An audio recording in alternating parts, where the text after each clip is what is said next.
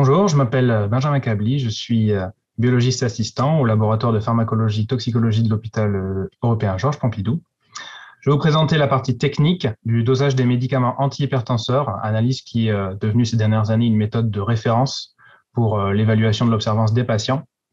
Cette technique permet en effet d'obtenir un renseignement objectif sur le niveau d'observance d'un patient à un moment donné, typiquement le moment de la consultation médicale, permettant ainsi de répondre à certaines limites posées par les méthodes subjectives telles que les questionnaires.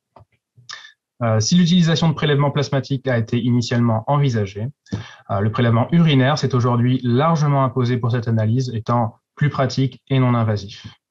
Je vous présenterai donc brièvement la méthode de screening urinaire des médicaments cardiovasculaires que nous avons développée, que nous utilisons quotidiennement à l'HEGP. La prescription de l'analyse se fait par le biais d'une feuille de demande que vous voyez ici, en renseignant les informations du patient, l'indication du screening, ainsi que l'ensemble des traitements antihypertenseurs prescrits, avec la date de dernière prise déclarée par le patient. Il est également possible de joindre une copie de l'ordonnance. Le prélèvement urinaire se réalise sur des urines fraîches, prélevées inopinément, idéalement lors de la consultation médicale ou paramédicale. Pour réaliser le prélèvement, un simple poids urine, stérile ou non stérile, de 20 ml suffit. Il est aussi possible, notamment pour le transport, d'utiliser les tubes de 5 ml à bouchon jaune citron qui sont prévus à cet effet. Nous recommandons un transport congelé des échantillons pour limiter la dégradation des principes actifs à détecter. Les prélèvements urinaires sont analysés par une technique de chromatographie liquide couplée à la spectrométrie de masse. Le volume d'urine utilisé pour l'analyse est faible, 20 microlitres, ce qui permet notamment de réitérer le dosage en cas de doute. Très brièvement, cette technique allie une séparation des molécules en colonne de chromatographie, alliée avec une détection spectrométrique de très grande sensibilité. Les concentrations de chaque médicament sont mesurées par rapport à un étalonnage, puis confrontées à un seuil, pour obtenir un résultat de détection qui est qualitatif, donc soit positif, soit négatif. Voici l'exemple d'un patient qui est positif à l'hydrochlorothiazide et à l'amlodipine, dont on peut observer les pics chromatographiques associés, et le spectre de masse correspondant. Donc ici, vous avez un exemple illustratif de l'amlodipine. Le screening urinaire est une méthode qu'on appelle multiparamétrique, ce qui signifie que nous détectons simultanément plusieurs molécules dans un même prélèvement. Nous avons intégré un panel de principes actifs de médicaments représentatifs des pratiques de prescription. Ce panel, il est régulièrement mis à jour.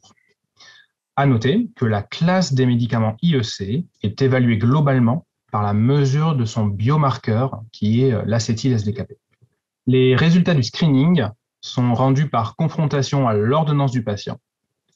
Ici, vous retrouvez un exemple d'un patient chez qui nous détectons la totalité des médicaments prescrits. L'interprétation du résultat de ce screening est donc en faveur d'une bonne observance. À l'inverse, un résultat totalement négatif à la détection laissera peu de doute quant au niveau d'observance de ce patient.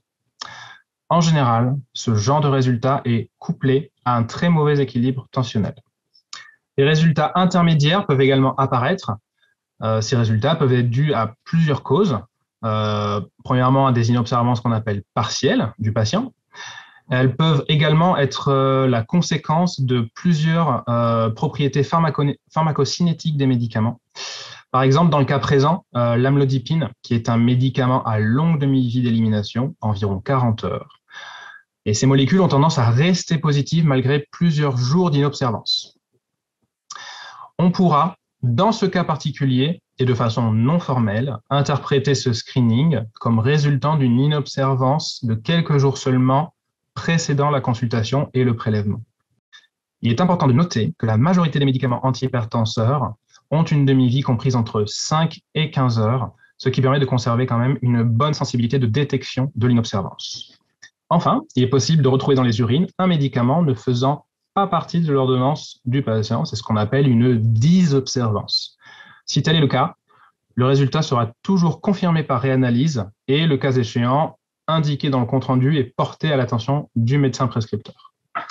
Je vous remercie d'avoir regardé cette vidéo. Si vous avez des questions par rapport à la partie technique du dosage, je vous encourage à me contacter sur cette adresse mail.